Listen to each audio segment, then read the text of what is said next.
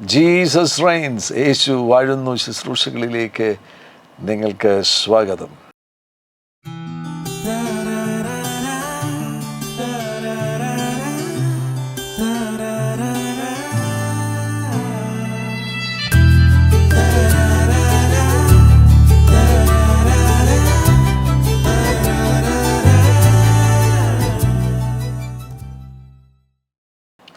വർഷത്തിൻ്റെ അവസാന ദിവസങ്ങളിലേക്ക് വന്നിരിക്കുന്നു. ഇന്ന് 29. 2 ദിവസം കൂടെ മാത്രമേ ഉള്ളൂ 2023. 2024 നമ്മൾ പ്രവേശിക്കുവാൻ പോകുന്നു. ഇന്ന് നമ്മോടുകൂടെ പാസ്റ്റർ ഷാൻ മാത്യു ഷാലു അവറുകളുമുണ്ട്. ഞങ്ങൾ ഒരുമിച്ച് ഈ എപ്പിസോഡിൽ നിങ്ങളോട് സംസാരിക്കുമ്പോൾ നിങ്ങൾക്കിത് തീർച്ചയായിട്ടും അനുഗ്രഹമായി തീരും. കഴിഞ്ഞു പോയതൊരു ക്രിസ്മസ് വീക്കാണല്ലോ. ക്രിസ്മസ് ആഘോഷങ്ങൾ ഏറ്റവും അനുഗ്രഹമായിരുന്നു എന്ന് വിശ്വസിക്കുന്നു. കർത്താവിൻ്റെ സാന്നിധ്യം നിങ്ങളോടുകൂടി ഉണ്ടെങ്കിൽ എല്ലാ ദിവസവും നിങ്ങൾക്ക് ക്രിസ്മസാണ്. ക്രിസ്മസിൻ്റെ ഒരു അന്തരീക്ഷത്തിൽ തന്നെ ജീവിക്കണമെന്നാണ് കഴിഞ്ഞ എപ്പിസോഡിൽ ഞാൻ പങ്കുവച്ചത്. യേശുക്രിസ്തു നമ്മോട് കൂടെ ഉണ്ടെങ്കിൽ നമുക്ക് എല്ലാ ദിവസവും ക്രിസ്മസ് ആഘോഷിക്കുവാൻ കഴിയും. മത്തായിയുടെ സുവിശേഷം 2-ാമത്തെ അധ്യായത്തിൽ യേശുവിനെ കാണുവാൻ വേണ്ടി വിദ്വാൻമാർ കിഴക്കുനിന്ന് വരുന്നുണ്ട്. ഈ വിദ്വാൻമാരെ കുറിച്ച് വ്യത്യസ്തമാകുന്ന ഒത്തിരി അഭിപ്രായങ്ങളുണ്ട്.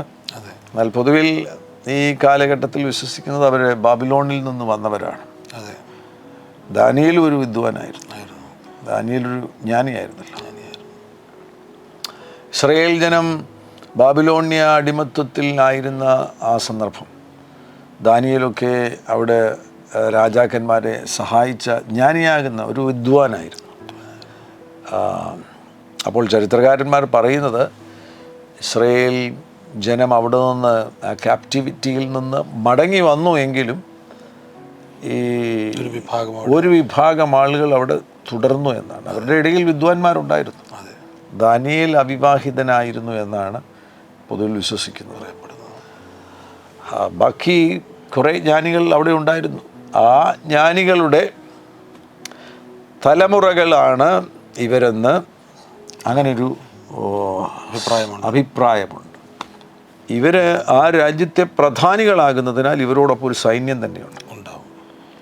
അതുകൊണ്ട് ഈ ഇവരെത്തിച്ചേർന്ന സന്ദർഭത്തിൽ അവിടെ രേഖപ്പെടുത്തിയിട്ടുണ്ട്, ഇവർ യെരുശലേമിൽ എത്തിച്ചേർന്ന് കഴിഞ്ഞപ്പോൾ അവർ വന്നു എന്ന് അറിഞ്ഞത് മുഖാന്തരമായിട്ട് അവിടെ ആ പട്ടണത്തിൽ തന്നെ ഉള്ള ജനം, ആ ജനത്തിന് ഇവരെത്തി എന്നുള്ള അറിവ് ലഭിച്ചു കഴിഞ്ഞപ്പോൾ ഒരു നടുക്കം സംഭവിച്ചു എന്നാണ് നമുക്ക് ഈ വാക്യങ്ങളിൽ കാണാൻ കഴിയുന്നത്. അതിൻ്റെ 2-ാമത്തെ അധ്യായം 3-ാമത്തെ വാക്യത്തിൽ കാണാൻ കഴിയുന്നുണ്ട്. ഹെരോദ രാജാവ് അത് കേട്ടിട്ട് അവനും യെരുശലേം ഒക്കെയും ഭ്രമിച്ചു. അതിന് പല കാരണങ്ങൾ കാണും.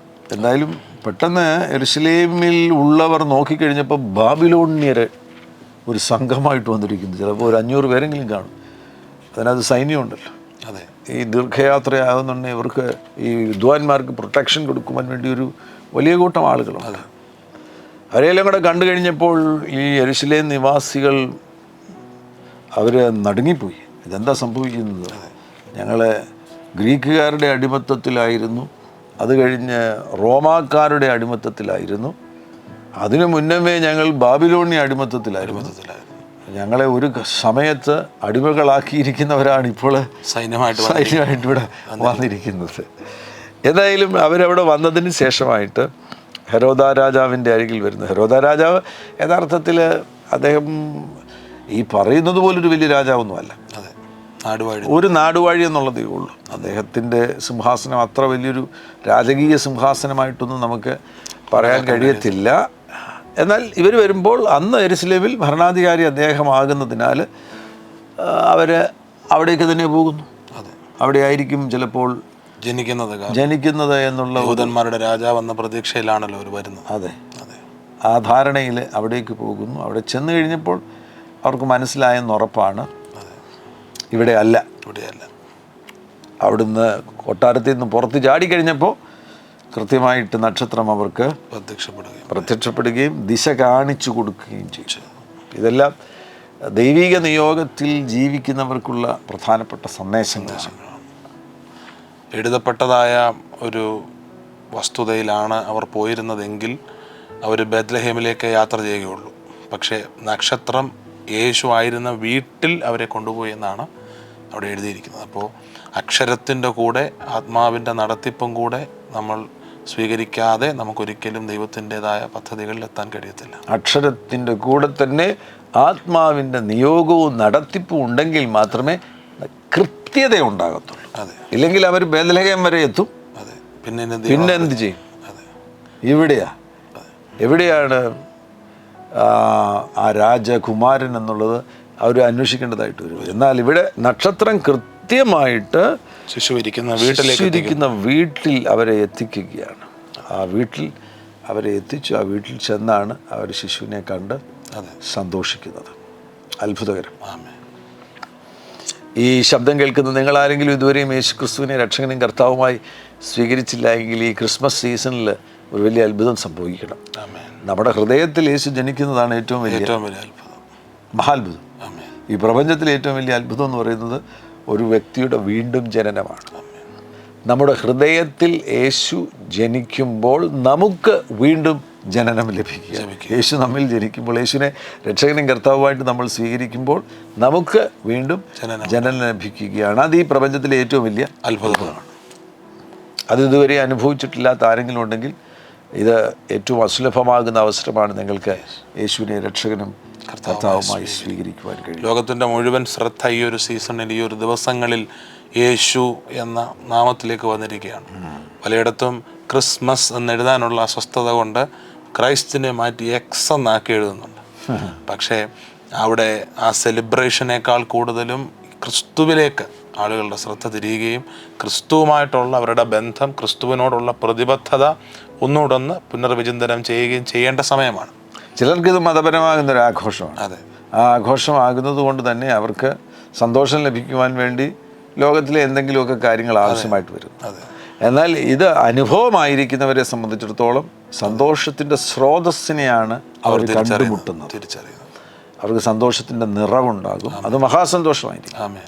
അവരായിരിക്കുന്ന അന്തരീക്ഷം ക്രിസ്മസിൻ്റെ ആ ആവാസ വ്യവസ്ഥയിൽ അവരാകുകയാണ്, ആ എൻവയോൺമെൻറ്റിൽ അവരാകുകയാണ്. അത്ഭുതകരം. അങ്ങനെ ഒരു ജീവിതം നയിക്കുവാൻ വേണ്ടിയാണ് കർത്താവ് നമ്മെ വിളിച്ചിരിക്കുന്നത്. അപ്പോൾ ഇവിടെ ഈ ശിശുവിനെ കാണുവാൻ വേണ്ടി വിദ്വാൻമാർ അവിടെ എത്തിക്കഴിഞ്ഞപ്പോൾ 11-ാം വാക്യത്തിൽ കാണാൻ കഴിയുന്നുണ്ട്, യേശുവിനെ കണ്ടു, ശിശുവിനെ കണ്ട സമയത്ത് തന്നെ വീണവനെ നമസ്കരിച്ചു. അതെ, ആ വാക്യത്തിൽ എന്നെ ചിന്തിപ്പിച്ച ഒരു കാര്യം, അവൻ എഴുന്നേറ്റ് ശിശുവിനെയും, അവിടെ ആ ഭാഗത്ത് അവരെക്കുറിച്ച് പറയുന്നത് ശിശുവിനെയും അമ്മയെയും എല്ലാവരെയും കണ്ടെങ്കിലും വീണ് ശിശുവിനെ നമസ്കരിച്ചു, അവനെ നമസ്കരിച്ചു എന്ന് വ്യക്തമായി ബൈബിളിൽ ഒരു സംശയത്തിനും, നമസ്കരിച്ചു എന്ന് എഴുതിയിരുന്നെങ്കിൽ വേണമെങ്കിൽ മറ്റൊരാളെ കൂടെ നമസ്കരിച്ചു എന്ന് വാദിക്കാമായിരുന്നു. വിദ്വാൻമാരെ സംബന്ധിച്ചിടത്തോളം അവർക്ക് കാര്യങ്ങൾ കൃത്യമായിട്ട് അറിയാം. അതെ, അവർ ജോസഫിനെ നമസ്കരിക്കുകയില്ല, മറിയെ നമസ്കരിക്കുകയില്ല. എന്നാൽ അവർക്ക് ഈ ശിശുവിനെ കുറിച്ച് വെളിപ്പെട്ട് കിട്ടിയിരിക്കുകയാണ്, ഇതാ മറ്റാരുമല്ല, സൃഷ്ടിതാവാണ്. സൃഷ്ടിതാവ് മനുഷ്യനായിട്ട് ഈ ഭൂമിയിൽ അവതരിച്ചിരിക്കുകയാണ്. അതുകൊണ്ടാണ് ശിശു ആയിരിക്കുമ്പോൾ തന്നെ യേശു ആരാധന സ്വീകരിക്കുന്നു. യേശു ദൈവമാകുന്നു എന്നതിൻ്റെ ഏറ്റവും വലിയൊരു തെളിവ് കൂടിയാണിത്. ശിശു ആയിരിക്കുമ്പോൾ തന്നെ യേശു ആരാധന സ്വീകരിക്കും. ഒരു പൊളിറ്റിക്കൽ ഫിഗർ എന്ന ആശയം മാത്രമല്ല, യഹൂദന്മാരുടെ രാജാവ് എന്ന ഒരു പൊളിറ്റിക്കൽ കോണറ്റേഷൻ വരാവുന്ന സ്റ്റേറ്റ്മെൻറ്റിൽ നിന്ന് തന്നെ യേശുവിനെ കുറിച്ചുള്ള ആഴമായ ഒരു വെളിപ്പാടാണ്. വീണ് അവനെ നമസ്കരിച്ചു. അവിടെ ഞാൻ ആ വായിച്ച വാക്യം ഇതായിരുന്നു, 11-ാമത്തെ വാക്യം, 2:11. ആ വീട്ടിൽ ചെന്ന് ശിശുവിനെ അമ്മയായ മറിയയോട് കൂടെ കണ്ട് വീണ് അവനെ നമസ്കരിച്ചു. വീണ് നമസ്കരിച്ചു എന്ന് എഴുതുന്നതിന് പകരം എടുത്ത് കൃത്യമായി സംശയത്തിന് ഇട തരാതെ വീണ് അവന് മാത്രം ആരാധന. മത്തായിയെ സംബന്ധിച്ചിടത്തോളം മത്തായിയുടെ ഈ സുവിശേഷത്തിന് മത്തായി ഇതെല്ലാം കണ്ടയാളല്ലേ. മത്തായി ഈ ജനനം കണ്ടിട്ടില്ല. ലൂക്കോസിൻ്റെ സുവിശേഷം ഒരു ഡോക്യുമെൻ്ററി പോലെയാണ്. എല്ലാ കാര്യങ്ങളും കളക്ട് ചെയ്തതിന്, ഇൻഫർമേഷൻസ് എല്ലാം കളക്ട് ചെയ്തതിന് ശേഷം അത് ക്രമാനുഗതമായിട്ടുള്ള ഒരു ക്രമത്തിൽ എഴുതുകയാണ്. മത്തായി യേശുവിൻ്റെ കൂടെ നടന്ന ആളാണ്. യേശുവിൽ നിന്ന് തന്നെ കാര്യങ്ങൾ കേട്ടിട്ടുണ്ട്. അതെ. ഈ ബാല്യകാല സംഭവങ്ങൾ അമ്മയും ജോസഫും ഒക്കെ യേശുവിനോട് പങ്കുവച്ചിട്ടുണ്ടെന്നുള്ള ഉറപ്പാണ്. അപ്പോൾ ആ സംഭവങ്ങളെല്ലാം യേശുവിൽ നിന്ന് തന്നെ കേട്ട വ്യക്തിയാണ് മത്തായി. അതുകൊണ്ട് എഴുതുമ്പോൾ വളരെ കൃത്യതയോടുകൂടി എഴുതിയിരിക്കുകയാണ്, വീണ് അവനെ നമസ്കരിച്ചു. ആരാധനയ്ക്ക് യോഗ്യൻ യേശു മാത്രമാകുന്നു. ജീവിതത്തിൽ മറ്റെന്തെങ്കിലും കാര്യങ്ങളെ നിങ്ങൾ ആരാധിക്കുന്നുണ്ടെങ്കിൽ ഈ പ്രത്യേക ഈ സമയത്ത് നിങ്ങളൊരു പുതിയ തീരുമാനത്തിലേക്ക് വരണം. ആരാധിക്കുവാൻ യോഗ്യൻ യേശു മാത്രമാകുന്നു. എൻ്റെ ആരാധന മുഴുവൻ ഞാൻ യേശുവിന് മാത്രമേ കൊടുക്കുകയുള്ളൂ എന്നുള്ള തീരുമാനത്തിലേക്ക് വരിക. മറ്റൊന്നിനെയും ആരാധിക്കരുത്. ഇനിയും പണത്തെയോ വസ്തുവിനെയോ സ്ഥാനമാനങ്ങളെയോ അതിനെപ്പോലും ആരാധിക്കരുത്. ആരാധനയ്ക്ക് യോഗ്യൻ യേശു മാത്രമാകുന്നു. ഇനി ഇവിടെ നിക്ഷേപപാത്രങ്ങളെ തുറന്ന് അവന് പൊന്നും കുന്തുരുക്കവും മൂരും കാഴ്ചവെച്ചു എന്നാണ്. സാക്രിഫിഷ്യലായ വർഷിപ്പാണ്. അതെ, ഇവരെ ഭയങ്കര സമ്പന്നർ കൂടിയാണ് ഈ വിദ്വാൻമാരെന്ന് പറയുമ്പോഴുണ്ടല്ലോ. അന്നത്തെ കാലത്ത് ഇവർ രാജാക്കന്മാർ എന്നും ഒരു അർത്ഥത്തിൽ പ്രയോഗിച്ച് കണ്ടിട്ടുണ്ട് ചിലയിടങ്ങളിൽ. അപ്പോൾ അത് അവരുടെ ഒരു മാജസ്റ്റിയെ കൂടെ കാണിക്കുന്നതായിരിക്കാം അവരുടെ ആ ഒരു. മാത്രമല്ല ഇവരിലുള്ള ഗിഫ്റ്റിങ്സ് ഉണ്ട്. അപ്പോൾ ഇവർ വരുന്നത് തന്നെ സൂപ്പർ നാച്ചുറലിലാണ് വരുന്നത്, നക്ഷത്രം കണ്ടാണ് വരുന്നത്. അപ്പോൾ ഇവർ പ്രവചിക്കുന്നവരാകാൻ സാധ്യതയുണ്ട്, ദർശനങ്ങൾ കാണുന്നവരാകാൻ സാധ്യതയുണ്ട്, സ്വപ്നങ്ങൾ കാണുവാൻ സാധ്യതയുണ്ട്. അതെ, ആ നിലവാരത്തിലുള്ള ഒരു ഗ്രൂപ്പാണ് ഈ 3 പേരെന്ന് പറഞ്ഞത്. അപ്പോൾ ഇതേപോലെ സൂപ്പർ നാച്ചുറലിൽ അവർ ഓപ്പറേറ്റ് ചെയ്യുകയാണെന്നുണ്ടെങ്കിൽ അത് കൊണ്ടുവരുന്ന വെൽത്ത് ഉണ്ട്. അതെ, അങ്ങനെ ആ രാജ്യത്ത് അപ്പോൾ രാജാക്കന്മാർക്ക് ആലോചന പറയുന്നവരായി തീരുന്ന വിദ്വാൻമാർ മഹാസമ്പന്നരായിരിക്കും. ആ മഹാസമ്പന്നരാകുന്ന വ്യക്തികൾ ഇവിടെ യേശുവിൻ്റെ അരികിൽ വരുമ്പോൾ വിലപിടിപ്പുള്ള കാര്യങ്ങൾ യേശുവിൻ്റെ സന്നിധിയിൽ ആരാധനയുടെ ഇടയിൽ സമർപ്പിക്കുകയാണ്. പൊന്ന്, കുന്തുരുക്കം, മൂര്, ഇത് 3 അതിനും അർത്ഥമുണ്ട്. പൊന്ന് റോയൽറ്റിയെ കാണിക്കുന്നു, ഡിവിനിറ്റിയെ കാണിക്കുന്നു. യേശു ദൈവമാകുന്നു, യേശു രാജാവാകുന്നു, യേശു രാജാതി രാജാവാകുന്നു എന്ന് പൊന്ന് കാണിക്കുന്നു. കുന്തുരുക്കം ആരാധനയാണ്. ആരാധനയ്ക്ക് വേണ്ടി അന്ന് കുന്തുരുക്കം ഉപയോഗിച്ചിരുന്നു, ഇന്നും കുന്തുരുക്കം ആരാധനയ്ക്ക് വേണ്ടി ഉപയോഗിക്കുന്നുണ്ട്. അപ്പം അന്ന് യെരുശലേം ദേവാലയത്തിലും ആരാധനയ്ക്ക് വേണ്ടി കുന്തുരുക്കം ഉപയോഗിച്ചിരുന്നു. കുന്തുരുക്കം ആരാധനയെ കാണിക്കുന്നു. അതിൻ്റെ ആഴമേറിയ വെളിപ്പാടെന്ന് പറഞ്ഞു കഴിഞ്ഞാൽ യേശു ക്രിസ്തു ഹൈ പ്രീസ്റ്റാണ്. അവിടുന്ന് മഹാപുരോഹിതനാകുന്നു. അത് യേശുക്രിസ്തുവിൻ്റെ ഓഫീസസൂടെ കാണിക്കുകയാണ്. യേശുക്രിസ്തു കിങ് ആകുന്നു, യേശുക്രിസ്തു ഹൈ പ്രീസ്റ്റ് ആകുന്നു. ആൻഡ് മൂരെന്ന് പറയുമ്പോൾ യേശുക്രിസ്തു പ്രോഫറ്റ് ആകുന്നു. അദ്ദേഹത്തിൻ്റെ അവിടുത്തെ പ്രോഫറ്റിക് ഓഫീസിനെയും അത് കാണിക്കുന്നു. മാത്രമല്ല മൂരിന് മറ്റൊരു അർത്ഥം കൂടിയുണ്ട്. മൂര് അന്നത്തെ കാലത്ത് ഈ ഡെഡ് ബോഡീസിനെ അനോയിൻറ്റ് ചെയ്യാൻ വേണ്ടി ഉപയോഗിക്കുമായിരുന്നു. അപ്പോൾ യേശുക്രിസ്തു നമുക്ക് വേണ്ടി പരമയാഗമായി തീരാൻ പോകുന്നു എന്നുള്ള സന്ദേശം തന്നെ ജനന സമയത്ത് തന്നെ വെളിപ്പെട്ടു വരികയാണ്. അത്ഭുതകരമല്ലേ? ഈ ബൈബിളിലെ ഓരോ കാര്യങ്ങളും ഉണ്ടല്ലോ, അതിലെ ചെറിയ കുത്തിനും കോമയ്ക്കും പോലും ഡീപ്പർ മീനിങ്സ്. അപ്പോൾ ഇതിപ്പം നമ്മളിപ്പം അറിയാവുന്ന കാര്യങ്ങളും പലരിൽ നിന്നും കേട്ട കാര്യങ്ങളൊക്കെയാണ് ഞങ്ങളിപ്പോൾ നിങ്ങളുമായിട്ട് പങ്കുവയ്ക്കുന്നത്. എന്നാൽ ഇതിലേക്ക് നിങ്ങൾ തന്നെ ഒന്ന് ശ്രദ്ധ തിരിക്കുക.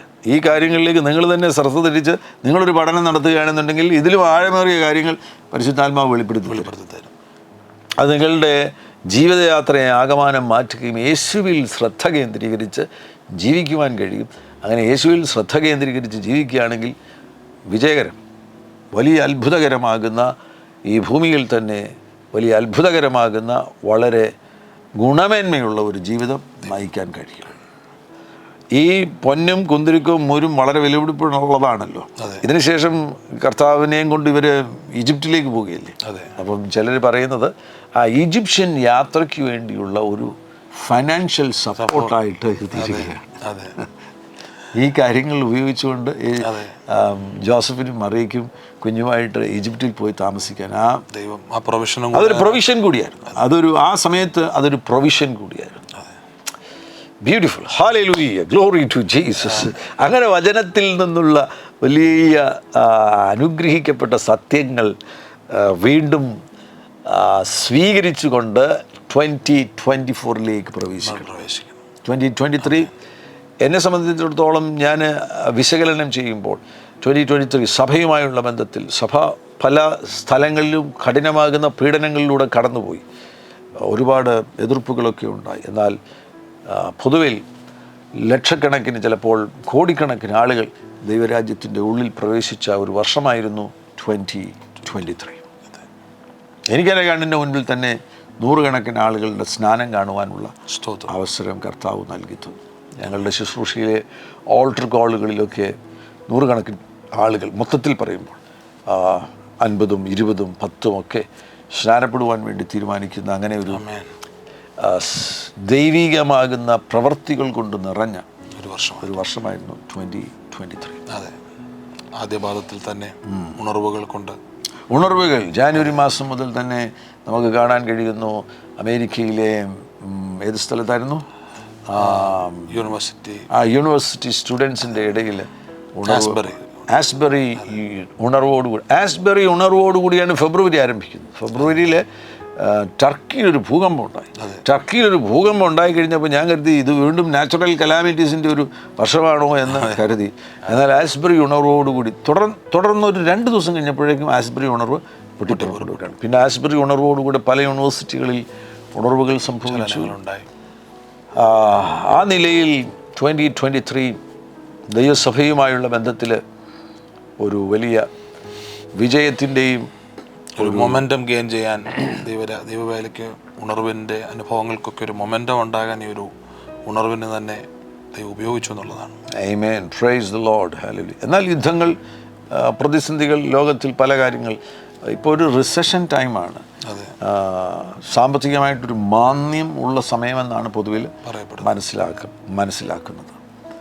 സോ പുതിയ യുദ്ധങ്ങൾ അങ്ങനെയുമുണ്ട്. ഇപ്പോൾ റഷ്യ ഉക്രൈൻ യുദ്ധം എത്ര നാളായി നടക്കുന്നു. അത് സ്റ്റോപ്പ് ചെയ്യാൻ ലോകരാജ്യങ്ങൾക്ക് കഴിഞ്ഞിട്ട് അതിൻ്റെ ഇടയിൽ കയറി വന്നിരിക്കുന്നു ഇസ്രായേൽ ഹമാസ് കയറി ഇസ്രായേലിനെ ആക്രമിച്ചു. അതിന് പകരമായിട്ട് ഇസ്രായേൽ ഹമാസിനെ ആക്രമിച്ചു കൊണ്ടിരിക്കുന്നു. അതിനെതിരെ എന്തായാലും ലോകം മുഴുവൻ ഭയങ്കര ശബ്ദം ഉയരുന്നുണ്ട്. ഇത് നിർത്തണം, ബഹളം എല്ലാം നടക്കുന്നത്. ലോകത്തിൽ വേറൊരു പ്രശ്നമില്ല, ഇത് മാത്രമേ ഉള്ളൂ. ലോകത്തിൽ വേറൊരു പ്രശ്നമില്ല, ഇത് മാത്രമേ ഉള്ളൂ എന്നുള്ള നിലയിൽ ഇതിലേക്ക് ശ്രദ്ധ ലോക രാജ്യങ്ങൾ സമ്മർദ്ദത്തിലേക്ക് കൊണ്ടുവരികയാണ്. ഇസ്രായേൽ അത് വിട്ടുകൊടുക്കുന്നുമില്ല. അവരെ സംബന്ധിച്ചിടത്തോളം അവരുടെ നിലനിൽപ്പാണ് ജീവന്മാരുടെ പ്രശ്നം. ഇപ്പുറത്ത് ഹിസ്ബുള്ള ആക്രമിക്കുന്നു. യമനിൽ കിടക്കുന്ന ഹൂതികൾ എന്തിനാണ് ഇവർ ഇസ്രായേലിനെ ആക്രമിക്കാൻ ചെന്നത്? ഇറാൻ ആക്രമിക്കുന്നു, ടർക്കി ഭീഷണിപ്പെടുത്തുന്നു, ഞങ്ങളിപ്പോൾ നിങ്ങളെ ആക്രമിക്കും. അങ്ങനെ ഇവിടെ ഹമാസിൻ്റെ ആക്രമണം, അവരുടെ നിലനിൽപ്പിന് വേണ്ടി അവരിപ്പോൾ യുദ്ധം ചെയ്യുന്നു. ഇപ്പോൾ യുദ്ധം പരിധി കടന്നുപോയി. ഒത്തിരി 80 ദിവസത്തോളം 20,000-ഓളം ആളുകൾ കൊല്ലപ്പെട്ടു എന്നാണ് പറയപ്പെടുന്നത്. 3 മാസത്തിലധികമായിട്ട് അത് യുദ്ധം അവസാനിക്കുവാൻ കർത്താവിടെ അത്ഭുതം ചെയ്യട്ടെ. പല കാര്യങ്ങൾ 2023 ഇത്തരത്തിൽ ലോകത്തിൽ പല കാര്യങ്ങൾ സംഭവിച്ചു. ടെക്നോളജി ഭയങ്കരമായിട്ട് മുന്നേറിക്കൊണ്ടിരിക്കുകയാണ്. ഇപ്പം നമ്മൾ ഈ ചിപ്പിനെ കുറിച്ചൊക്കെ പറയുന്നുണ്ട്. ആ ചിപ്പിനെ കുറിച്ച് പറയുമ്പോൾ ഏതാണ്ടൊക്കെ അതിനോട് അടുത്ത് വരികയാണ്. ഈ നമ്മുടെ നാട്ടിൽ തന്നെ ഈ ഡിജി യാത്ര എന്ന് പറയുന്ന ഒരു സംവിധാനമുണ്ട്. എയർപോർട്ടുകളിൽ ചെന്ന് കഴിഞ്ഞാൽ നമ്മുടെ ഫേസ് മതി. നമ്മൾ ചെന്ന് നിന്ന് കഴിയുമ്പോൾ നമ്മുടെ ഫേസിനെ അത് റെക്കഗ്നൈസ് ചെയ്തിട്ട് നമ്മളെ കയറ്റിവിടുക. നമ്മുടെ കൈ ഫോൺ കാണും. ഈ ഫോണിനകത്ത് എല്ലാം നമ്മൾ അപ്ഡേറ്റ് ചെയ്തിരിക്കുന്നതിനാൽ, ആ ബോർഡിംഗ് പാസ് ഫോണിനകത്തുള്ളതിനാൽ നമ്മുടെ ഫേസ് മാത്രം മതി. അപ്പോൾ ഞാൻ ചിന്തിക്കുന്നത് ഓൾറെഡി ചിപ്പ് ഇതിനകത്തുണ്ട്. ഈ കയ്യെ വന്നില്ലെങ്കിൽ പോലും കൈ പോലെ തന്നെയാണല്ലോ. അതിപ്പോൾ പ്രവചനത്തിൽ പറഞ്ഞിരിക്കുന്നതിൻ്റെ നിവർത്തീകരണം വരുമ്പോൾ എക്സാക്ട്ലി ചിലപ്പം അറിയില്ല, അങ്ങനെ തന്നെ സംഭവിക്കട്ടെ. അങ്ങനെ സംഭവിക്കാൻ സാധ്യതകളുണ്ട്. അപ്പോൾ അല്ലെങ്കിൽ തന്നെ ഈ ഫോൺ ഇപ്പോൾ കയ്യിലായിരിക്കുന്നത്, ചിപ്പ് നമ്മുടെ കയ്യിലായിരിക്കുന്നത്. ഈ കൈയും നെറ്റിയും മുഖം കാണുമ്പോൾ കയറ്റി വിടുന്നൊരു നിലവാരത്തിൽ കാര്യങ്ങൾ പോകുന്നു.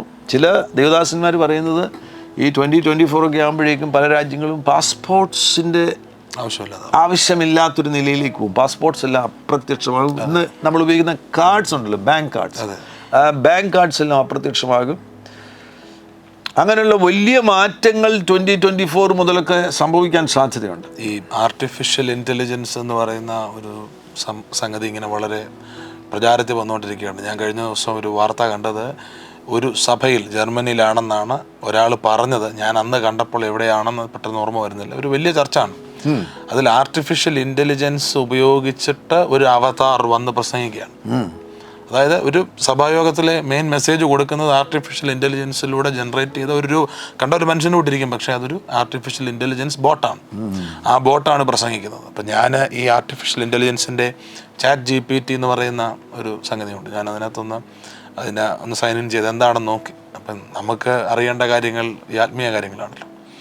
അപ്പം ഞാൻ അനോയിൻറ്റിങ്ങിനെ കുറിച്ചൊരു ഔട്ട്ലൈൻ നമുക്കങ്ങനെ ഒരു കമൻറ്റ് അല്ലെങ്കിൽ ഒരു കമാൻഡ് കൊടുക്കാൻ നോക്കും. അനോയിൻറ്റിങ്ങിനെ കുറിച്ച് എഴുതുക, അല്ലെങ്കിൽ ഇത്ര ഒരു കണക്ക് കൊടുത്തിട്ട് ആ കണക്കിൻ്റെ ഉത്തരം ചോദിക്കുക, അങ്ങനത്തെ കാര്യങ്ങളൊക്കെ ചെയ്യാം. ഞാൻ അനോയിൻറ്റിങ്ങിനെ കുറിച്ചൊരു ഔട്ട്ലൈൻ ചോദിച്ചപ്പോൾ വളരെ ബൃഹത്തായ, വളരെ വിപുലമായ നിലയിൽ വെൽ റിസർച്ച്ഡ് ആയിട്ടുള്ളൊരു ഔട്ട്ലൈൻ ആണോ? അതെ. അനോയിൻറ്റിങ് എന്ന് പറഞ്ഞാൽ അത് തീയാണ്, അത് വെള്ളമാണ്, എണ്ണയാണ് എന്നൊക്കെ പറഞ്ഞിട്ട്.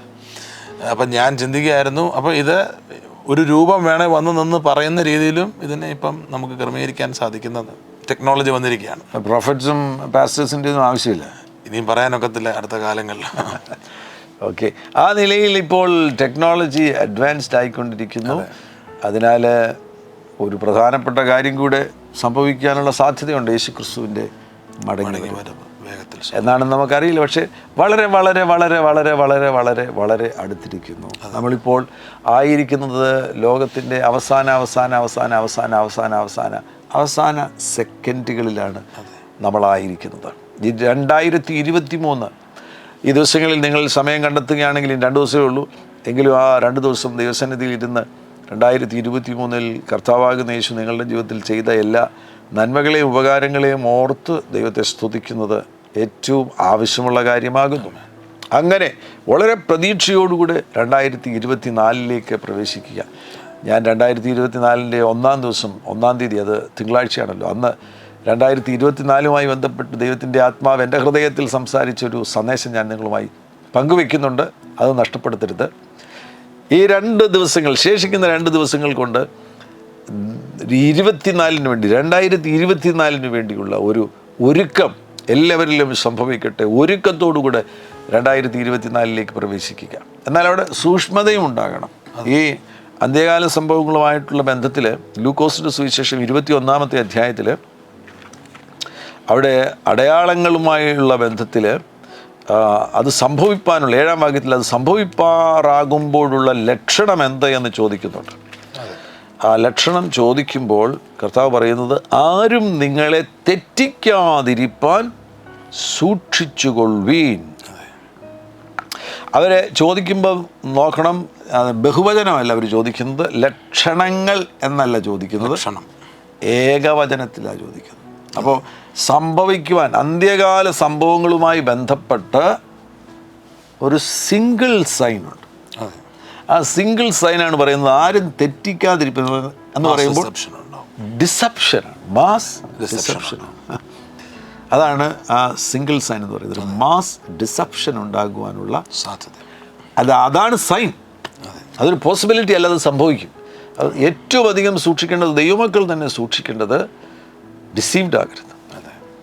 പ്രവാചകൻ എന്ന് പറഞ്ഞുകൊണ്ടും അപ്പോസ്തോലൻ എന്ന് പറഞ്ഞുകൊണ്ടും ഒക്കെ വരുന്ന വ്യക്തി യഥാർത്ഥത്തിൽ ആകണമെന്നില്ല. കർത്താവിൽ നിന്ന് അയക്കപ്പെട്ട വ്യക്തിയാണോ? ആ ഡിസേൺമെൻറ്റ് ഓരോരുത്തരും കർത്താവിൽ നിന്ന് പ്രാപിച്ചോണം. ഡിസീവ്ഡ് ആയി പോകരുത്. മില്യൺസ് ഓഫ് ആളുകൾ ദൈവരാജ്യത്തിൻ്റെ ഉള്ളിൽ പ്രവേശിച്ചു എന്ന് കരുതുന്ന മില്യൺസ് ഓഫ് ആളുകൾ ഡിസീവ്ഡ് ആയി പോകുവാൻ സാധ്യതയുള്ള സമയങ്ങളാണ് ഇനി വരാൻ പോകുന്നത്. 2024 മാത്രമല്ല, മുന്നോട്ടുള്ള ദിവസങ്ങൾ. അവിടെ ഒരു കാര്യം കൂടെ ഞാൻ പറയുവാൻ ആഗ്രഹിക്കുകയാണ്. അതുകൊണ്ട് തന്നെ അനേകരെ വിശ്വാസത്തിൽ നിന്ന് പിടിച്ചു പറിച്ചുകൊണ്ട് പോകാൻ വേണ്ടിയുള്ള ശ്രമം പിശാച് നടത്തും. വളരെ ധീരമായി കർത്താവിന് വേണ്ടി പോരാടുന്ന പലരെയും വിശ്വാസത്തിൽ ക്ഷീണിപ്പിക്കുവാനും അവരെ വിശ്വാസത്തിൽ നിന്ന് ഓടിച്ചു കളയുവാനും വേണ്ടിയുള്ള ശ്രമങ്ങൾ നടക്കുവാൻ സാധ്യതകൾ ഉണ്ട് എന്ന് മനസ്സിലാക്കിക്കൊണ്ട് വളരെ സൂക്ഷ്മതയോടുകൂടായിരിക്കുക. പക്ഷെ ഇത് പറയുമ്പോൾ എൻ്റെ ഉള്ളിൽ പരിശുദ്ധാത്മാവ് പ്രചോദിപ്പിച്ചതെന്ന് ഞാൻ വിചാരിക്കുന്നു. ഞാൻ ഇടയനെ വെട്ടും, ആടുകൾ ചിതറും എന്നൊരു വചനം. അതെ. അപ്പോൾ ഒരു വലിയ സമൂഹത്തെ തെറ്റിച്ച് കളയുന്നതിന് ഒരു കീ വ്യക്തിയെ ഫോക്കസ് ചെയ്താൽ മതി, അല്ലെങ്കിൽ ഒരു താക്കോൽ സ്ഥാനത്തിരിക്കുന്ന വ്യക്തിക്ക് നേരെ ആക്രമണം അഴിച്ചുവിട്ടാൽ മതി. അപ്പോൾ എന്നോട് പരിശുദ്ധാത്മാവ് ഇടപെടുന്നത്, ദൈവരാജ്യത്തിൽ താക്കോൽ സ്ഥാനത്ത് നിൽക്കുന്ന ആളുകൾ, കർത്താവിന് വേണ്ടി പ്രയോജനപ്പെടുന്നവർ, ഈ അപ്പസ്തലന്മാർ, പ്രവാചകന്മാർ, ഇപ്പോൾ തന്നെ നമുക്ക് ചരിത്രത്തിൽ ഞാൻ ഏലിയാവാണെന്നും ഞാനാണ് വരാൻ പോകുന്നയാളെന്നും ഒക്കെ പിന്നത്തേതിൽ സ്വയം അവരോധിച്ച തരത്തിലേക്ക് അഭിഷക്തന്മാർ വീണുപോകുന്നത് നമുക്ക് കാണാൻ കഴിയും. വളരെ വളരെ സൂക്ഷിക്കേണ്ടത് ആവശ്യമാണ്. ഇപ്പോൾ ഈ പറഞ്ഞത് തന്നെ ഇടയനെ വിട്ടു എന്ന് പറയുമ്പോൾ അത് കർത്താവിനെ കുറിച്ചുള്ള ഒരു പ്രവചനമാണ്. എന്നാൽ യുദ്ധങ്ങളിൽ ശ്രദ്ധിക്കുക, പഴയ ദിനത്തിലെ ചില യുദ്ധങ്ങളിൽ ശ്രദ്ധിക്കുന്നുണ്ട്, ഈ രാജാക്കന്മാർ യുദ്ധക്കളത്തിൽ വരുമ്പോൾ, എനിക്കൊന്ന് സിറിയൻ രാജാവാണ്, തൻ്റെ പടയാളികളോട് പറയുകയാണ്, ഇസ്രായേലിൻ്റെ രാജാവിനെ മാത്രം നോക്കിയാൽ മതി, നിങ്ങൾ പടയാളികളെ ലക്ഷ്യം വെക്കേണ്ട, രാജാവിനെ വെട്ടും. അതെ, മൊറയിൽ നഷ്ടപ്പെടും. രാജാവ് വെട്ടേൽക്കപ്പെടുകയാണെങ്കിൽ, രാജാവ് കൊല്ലപ്പെടുകയാണെങ്കിൽ അതോടുകൂടി യുദ്ധം തീർന്നു. സൈന്യം ചിതറിപ്പോകും, തിരികെ ഓടിപ്പോകും. വളരെ താക്കോൽ സ്ഥാനങ്ങളിൽ നിൽക്കുന്ന, കീ പ്ലേസസുകളിൽ നിൽക്കുന്നവർ ശ്രദ്ധിക്കണം, സൂക്ഷിക്കണം. 2024 സൂക്ഷ്മതയുള്ളൊരു വർഷമായി തീരട്ടെ. വലിയ കാര്യങ്ങൾ സംഭവിക്കുവാൻ പോകുകയാണ്. ആമേൻ. ഈ ക്രിസ്മസ് സീസൺ കഴിഞ്ഞ് നമ്മൾ 2024 പ്രവേശിക്കുവാൻ പോകുന്നു. യേശു നിങ്ങളുടെ കൂടെയിരിക്കും. നിങ്ങളുടെ ജീവിതം കർത്താവിനാൽ സുരക്ഷിതമായിരിക്കും. അവിടുന്ന് നിങ്ങളെ സമർത്ഥമാകുന്ന അനുഗ്രഹങ്ങളാൽ നിറയ്ക്കും. ഒരു വലിയ വിശാലത കർത്താവ് നൽകി തരുവാൻ പോകുന്നു. ഞങ്ങൾ ഒരുമിച്ച് പ്രാർത്ഥിക്കുവാൻ പോകുന്നു. കർത്താവിൻ്റെ സാന്നിധ്യമുള്ള ഈ സന്ദർഭത്തിൽ തന്നെ അവിടുത്തെ സമർത്ഥമാകുന്ന ആശീർവാദങ്ങൾ സ്വീകരിക്കുക. കർത്താവിൻ്റെ ദാസൻ പാസ്റ്റർ ഷാൻ മാത്യു ഇപ്പോൾ നിങ്ങൾക്ക് വേണ്ടി പ്രാർത്ഥിക്കുന്നതായിരിക്കും. പിതാവേ, ഞങ്ങൾ അങ്ങേക്ക് നന്ദി പറയുന്നു. ഈ വർഷത്തിൽ ഈ സമയം വരെ ഞങ്ങളെ നടത്തിയ വലിയ കൃപയ്ക്കായി സ്തോത്രം. ലോക സംഭവങ്ങളിലും ഞങ്ങളുടെ വ്യക്തിപരമായ ജീവിതത്തിലും ഒരുപാട് കാര്യങ്ങൾ വന്നുപോയി, ഒരുപാട് ഉയർച്ചകൾ, ഒരുപാട് പ്രതിസന്ധികൾ. അതിൻ്റെയൊക്കെ നടുവിലും ഞങ്ങൾ തളരാതെ തകരാതെ, അപ്പോൾ തന്നെ ഞങ്ങളുടെ ശ്രദ്ധ തെറ്റിപ്പോകാതെ ഇത്രത്തോളം ഞങ്ങളെ കൃപയിൽ നിലനിർത്തിയ വലിയ കൃപയ്ക്കായി സ്തോത്രം ചെയ്യുന്നു. ഞങ്ങൾ 2023 കർത്താവിലേക്ക് നോക്കി ബലപ്പെട്ടുകൊണ്ട് 2024 പ്രവേശിക്കും. 2023 വിശ്വസ്തനായിരുന്ന യേശു 2024 ഞങ്ങളോട് വിശ്വസ്തനായിരിക്കും. ആ കർത്താവിൻ്റെ വിശ്വസ്തത മൂലം ഞങ്ങളുടെ വാഗ്ദത്തങ്ങളിൽ പ്രവേശിക്കും. ഞങ്ങളിൽ നിക്ഷിപ്തമായിരിക്കുന്ന ഉത്തരവാദിത്തങ്ങളെ മഹത്വത്തോടുകൂടെ പൂർത്തീകരിക്കും. അങ്ങയുടെ നാമം ഞങ്ങളിലൂടെ മഹത്വമെടുക്കും. ഇത് കേട്ടുകൊണ്ടിരിക്കുന്ന ഓരോരുത്തരിലൂടെയും മഹത്വമെടുക്കും. ഞങ്ങൾ ഈ പ്രസ്താവിച്ച ഓരോ വാക്കുകളും, ആ വാക്കുകളിലൂടെ അവരുടെ ജീവിതത്തിൽ കർത്താവ് പ്രവർത്തിച്ച് ആ വാക്കുകൾ അവർക്ക് പ്രയോജനമായി തീരത്തക്കവണ്ണം ഈ വാക്കുകളെയും അങ്ങ് അനുഗ്രഹിച്ച് വിശുദ്ധീകരിച്ചിരിക്കുന്നതിനായ ദൈവം അങ്ങയുടെ കരങ്ങളിൽ പൂർണ്ണമായി ഏൽപ്പിക്കുന്നു. ഞങ്ങളുടെ ശുശ്രൂഷകളെ, ഞങ്ങളുടെ ജീവിതത്തെ യേശുവിൻ്റെ കരങ്ങളിൽ പുതിയ വർഷത്തിൽ സമർപ്പിച്ചുകൊണ്ട് ഞങ്ങളെ തന്നെ കർത്താവിൻ്റെ കരങ്ങളിൽ ഏൽപ്പിക്കുന്നു. യേശുവിൻ നാമത്തിൽ പിതാവേ. രോഗികൾക്ക് വേണ്ടി പ്രാർത്ഥിക്കുന്ന യേശുവിൻ നാമത്തിൽ രോഗികൾ സൗഖ്യമാകട്ടെ. ഇപ്പോൾ വിശ്വാസത്തോടുകൂടെ നിങ്ങൾ സ്വീകരിക്കുക. കർത്താവാകുന്ന യേശുവോടുത്തെ ആണിപ്പഴുതുള്ള കരം കൊണ്ട് നിങ്ങളെ തൊടുന്നു. യേശുവിൻ നാമത്തിൽ സൗഖ്യം സ്വീകരിക്കുക. പ്രതിസന്ധികളിലായിരിക്കുന്നവർ, ജോലിയില്ലാത്തവർ, സാമ്പത്തിക ബുദ്ധിമുട്ടുകളിലൂടെ കടന്നു പോകുന്നവർ യേശുവിൻ നാമത്തിൽ വിടുവിക്കപ്പെടട്ടെ. 2024 ഒരു പ്രോസ്പെറസ് ഇയർ ആയിട്ട് പ്രിയപ്പെട്ടവർക്ക് തീരട്ടെ എന്ന് യേശുവിൻ നാമത്തിൽ പ്രാർത്ഥിക്കുന്നു. മഹാത്ഭുതങ്ങൾ അങ്ങ് ചെയ്യുന്നതിനായി സ്തോത്രം. നിങ്ങളുടെ ജനത്തെ ബ്ലസ് ചെയ്യുന്നു യേശുവിൻ നാമത്തിൽ തന്നെ. ആമേൻ. Thank you so much. 2023 ഞങ്ങളോടൊപ്പം വിവിധ എപ്പിസോഡുകളിൽ പങ്കാളികളായ നിങ്ങൾക്ക് എല്ലാവർക്കും പ്രത്യേകമായ നന്ദി. ഈ എപ്പിസോഡ് നിങ്ങൾ മറ്റുള്ളവർക്ക് ഷെയർ ചെയ്യുവാൻ തയ്യാറാകണമേ. കർത്താവാകുന്ന യേശു നിങ്ങളുടെ കൂടെ ഇരിക്കട്ടെ. God bless you. ആമേൻ.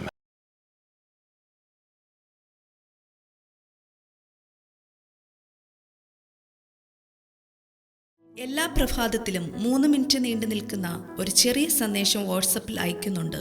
നിങ്ങൾക്കത് ലഭിക്കണമെന്ന ആഗ്രഹമുണ്ടെങ്കിൽ സ്ക്രീനിൽ കാണുന്ന നമ്പറിൽ ഒരു മെസ്സേജ് അയയ്ക്കുക. ഞങ്ങളുടെ ഓൺലൈൻ റേഡിയോ ആയ ജീസസ് റൈൻസ് റേഡിയോയുടെ ആപ്പ് ഇതുവരെയും ഡൗൺലോഡ് ചെയ്തിട്ടില്ല എങ്കിൽ പ്ലേ സ്റ്റോറിലും ആപ്പ് സ്റ്റോറിലും ലഭ്യമാണ്. ജീസസ് റൈൻസ് റേഡിയോ എന്ന് ടൈപ്പ് ചെയ്ത ശേഷം സെർച്ച് ചെയ്യുക. ആപ്പ് നിങ്ങൾ ഇപ്പോൾ തന്നെ ഡൗൺലോഡ് ചെയ്താലും. എല്ലാ പ്രഭാതത്തിലും 4 മണിക്ക് ടങ്സ് പ്രെയർ ഉണ്ടായിരിക്കുന്നതാണ്. നിങ്ങളുടെ ആത്മീയ വർധനവിനായി ദയവായി സൂമിൽ ജോയിൻ ചെയ്താലും.